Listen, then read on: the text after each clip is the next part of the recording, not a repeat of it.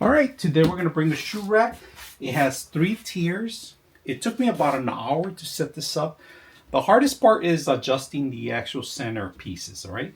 You can move it up, you can move it down, depending on your shoe size. Now, I do have size 13, so and my feet are a little long, so I'm gonna have to put them a little sideways so they can fit in perfect. As long as they get the clearance, you can fit your shoes easily. All right, so you have 3 tiers: bottom tier, middle tier, and the last tier. And then you can set up your picture frames and other stuff in here if you necessary, or other things that like a light fixture or something. Either way, perfect. They have different colors.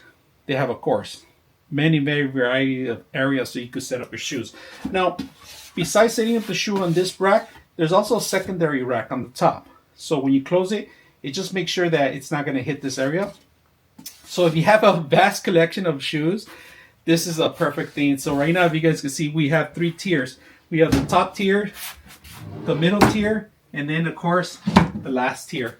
Now it's very stable, very simple to use. To push it, you just get it up and like that, and that's pretty much it. So I like the whole setup. I like the actual area that you have up here. You could adjust it. You could remove this if you want. It's up to you. 2 simple screws on each end and you're set up. So you want to close it up or open the bottom one, just hit the bottom, and you have to hit it from the bottom, all right, to push it up, all right? That's the only thing. But other than that, beautiful shoe rack. Like I said, it built like an hour to set up.